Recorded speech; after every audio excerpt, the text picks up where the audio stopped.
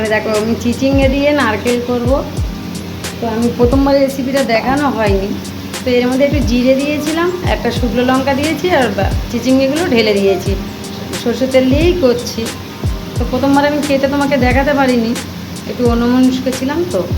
তো আমি একটু নুন দিয়েছি, দিয়ে আমি এখন ভাজছি ওটাকে। ঠিক আছে বন্ধুরা, এই যে চিচিঙ্গে কেটেছি আমি লম্বা লম্বা করে, চিচিঙ্গে কাটা, একটু জিরে ফোড়ন দিয়েছি, একটা শুকনো লঙ্কা ফোড়ন দিয়েছি, একটু নুন দিয়েছি, দিয়ে চাপা দিয়ে আমি একটু ভাজছি।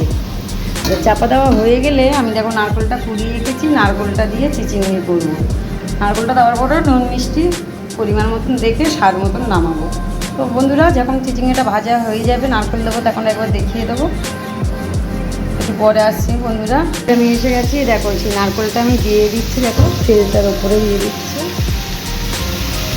অল্প করেই দিলাম, অল্প চিচিঙ্গে তো তাই অল্প করে দিয়ে দিচ্ছি।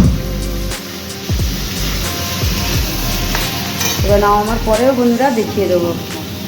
আমি এসে গেছি, দেখো আমার চিচিঙ্গেটা নারকেল দিয়ে হয়ে গেছে।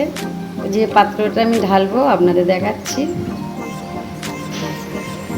দেখো বন্ধুরা, আমার চিচিঙ্গেটা হয়ে গেছে, নারকেল দিয়ে বানিয়েছিলাম। তো বন্ধুরা, এরকম ভালো লাগলে আমাকে পাশে থেকো, লাইক করো। নমস্কার বন্ধুরা, কবিতা রান্নাঘর।